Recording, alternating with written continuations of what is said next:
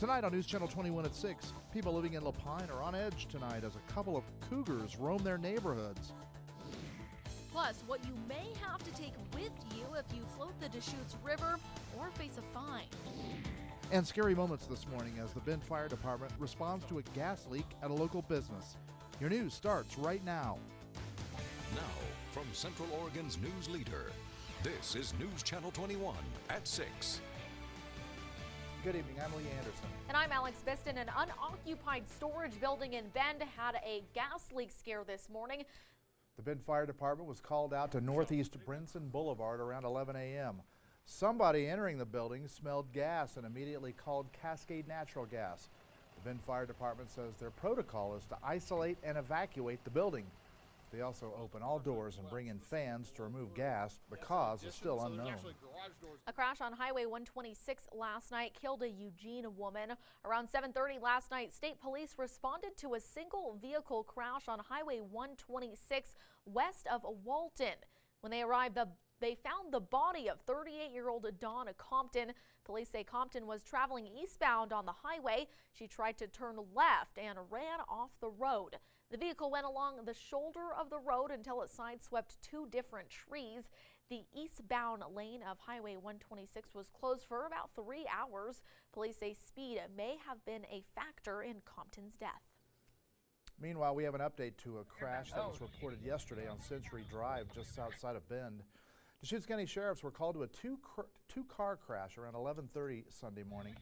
Police say a westbound car driven by a 17-year-old female went out of control, went into the eastbound lane and hit another car.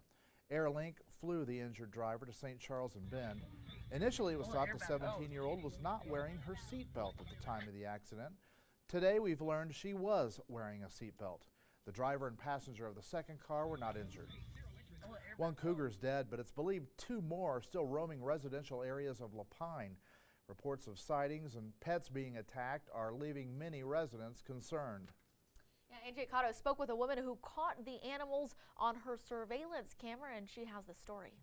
A lot of people are saying the cougar shot on Saturday was the mother to the two others still roaming the area. The sheriff's office could not confirm this detail. AJ Cotto, News Channel 21. Turning to our forecast now. Last week we were busy with rain and snow, but this week is off to a fairly calm start. Emily Kirk says drier and colder conditions are ahead. Emily, you say we're looking at a bit of fog too. We'll take a look at it coming up in a few minutes. For now, we'll send it back to you. Oregon Governor Kate Brown stopped by Bend today. Mike Allen now joins us live from where she spoke earlier this afternoon. Mike? Well, good evening, Lee and Alex. That's right. Governor Brown spoke earlier today here at the River House Convention Center. Now, she talked about policy issues on wildlife management, specifically how Western governors are going to recommend congressional efforts to improve land management in the West. After the conference, I was able to catch up with her, and I asked her what other issues she wants to tackle in 2017. I am absolutely committed to moving forward on a transportation package. It is a challenge for business in the Central Oregon arena to attract employees because there's no workforce housing.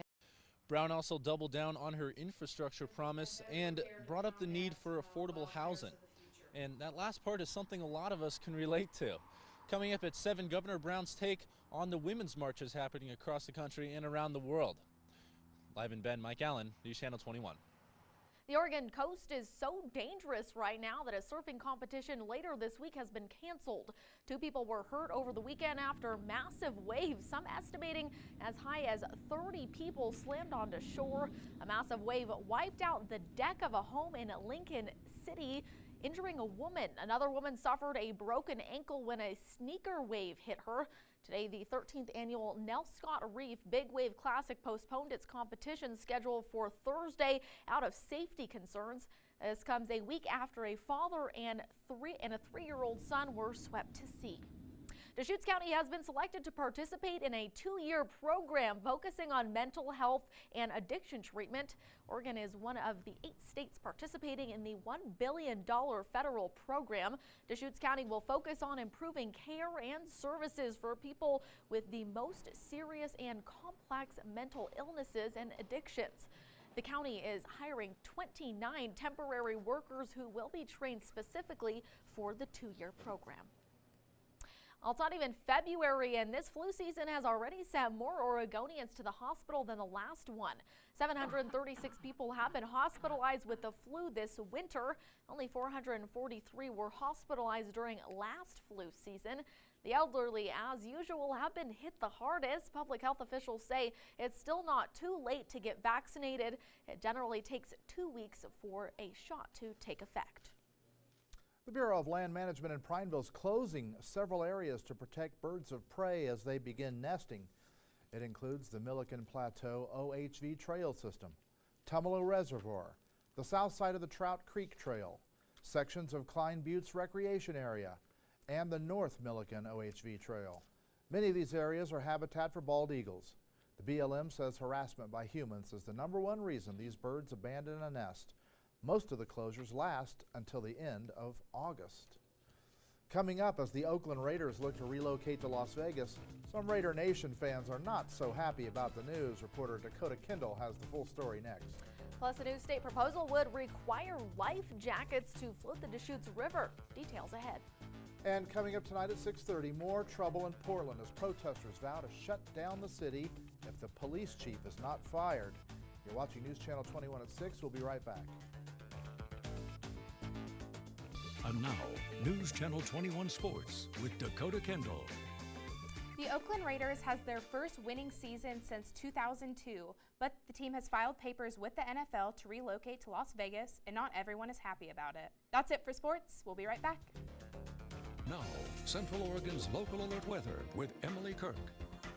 Well, this morning from Aubrey Butte, we saw a few clouds in the sky. Let's go look at your weather. We're back after this. A new state proposal would require that floaters on the Deschutes and other rivers wear life jackets. If you don't, you could face a fine of up to $30. The State Marine Board and Governor Brown made the proposal in a bill that will go before lawmakers in Salem next month. It's part of a move to create a non-motorized boating program. Only boaters such as kayakers and canoeists would have to pay a fee for the program. Non-motorized boaters account for about half of the state's recreational boating fatalities. And this story is the subject of our new KTVZ.com poll. We're asking, do you feel river floaters should have to wear a life jacket or face a $30 fine? We invite you to weigh in. Just head over to our website and click on the poll located halfway down the right side of the screen. 3 groups seek to oppose Union Pacific Railroad's lawsuit involving a proposed rail expansion along the Columbia River Gorge, where a crude oil train derailed last June. Friends of the Columbia Gorge, Oregon Physicians for Social Responsibility, and Columbia River Keepers say they want to stop Union Pacific from circumventing laws protecting the gorge as a national scenic area. They filed a motion Monday to intervene in the case. The derailment last June sparked a massive fire near Mosier. Well, still to come, it was a rough weekend at the Sundance Film Festival after a power outage and hacking scandal caused some mishaps. Your entertainment headlines are next. And later, tax season is officially here. We have some tips if you plan to file early. Stay with us. Going into this year's Oscar nominations, which will be announced tomorrow morning, it's clear which movie has the momentum. David Daniel has that and more in the Hollywood Minute. Of 2017, obviously, and they always announce these way before they're going to be coming out. So I heard our director earlier saying, "Oh, the trailer's out now," so I'm sure there'll be a run on that. No, it's not out yet. Oh, is that what that's what we're hearing. I guess not yet. yet. All right. Well, we're jumping the gun a little waiting. bit. Yes. I know there's a lot of people who are excited about it. We'll be right back. Now, from Central Oregon's news leader, News Channel 21 at 6 continues. Welcome back. I'm Alex Biston. And I'm Lee Anderson. A John Day man admits to having a stolen, fully automatic machine gun.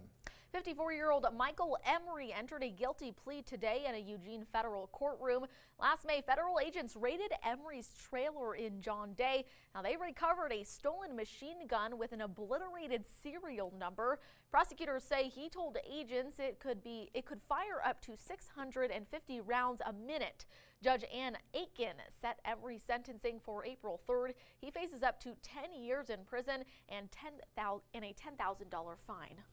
Protesters in Portland are vowing to shut down the city later this week if the police chief is not fired. Today, Portland's mayor defended police tactics, saying officers used appropriate force with pepper spray, tear gas, and rubber bullets to control a massive crowd protesting Donald Trump's inauguration. Some protesters claim the police were aggressive, provoking confrontations. The mayor says the protesters on Friday did not have a permit, and police were attempting to prevent them from blocking bridges and going onto highways. A group called Direct Action Alliance issued a press release today saying protesters will block streets if the police chief is not replaced. A more peaceful scene in Portland last night. A silent march and vigil marked the city's third day of protests. Organizers said they were silent to show their solidarity with those who may be silenced over the next 4 years under the new White House administration. An Oregon veteran was brought to tears after protesters burned the American flag during demonstrations last week. His emotional response is heating up discussions over the controversial right. Catherine Van reports. In Springfield, a 35-year-old man who disturbed a memorial for 3 children has been sentenced to 6 months in jail. Yesterday, Travis Clausen received 4 years of probation and must stay away from the memorial during those 4 years. Police say Clausen stole a stuffed animal and less than $5 from a donation jar at the site. He also threatened a woman who approached after seeing him remove the items. A few snow showers overnight last night gave us a dusting this morning. Over the next few days, we are looking at a calmer pattern. Emily Kirk is tracking what's left of the showers tonight. Hi, Emily. Got a look at that coming up in a few minutes. For now, we'll send it back to you. President Donald Trump signed several executive orders as he started his first full work week in the White House. But what he did not act on is causing people to talk. Edward Lawrence explains from Washington. Encouraging news for former President George H.W. Bush and former First Lady Barbara Bush.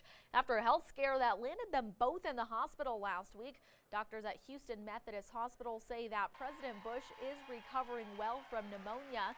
They hope to move him out of the ICU in the next couple of days. As for Mrs. Bush, who was admitted for bronchitis, she had the option to go home Sunday, but chose to stay at the hospital one more night to be close to her husband.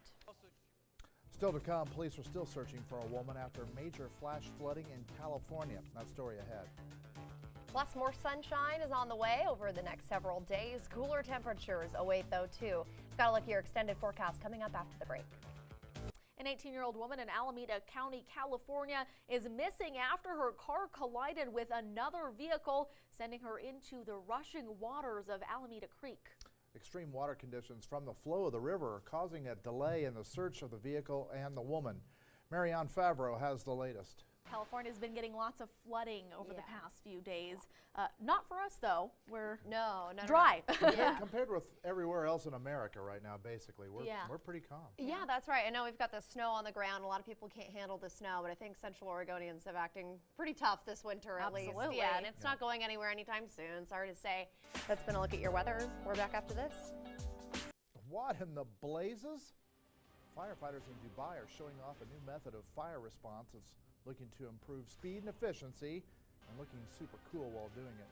The responders use jet skis to avoid traffic while responding to waterside fire incidents, then use water-fueled jetpacks to hover over and extinguish the fires.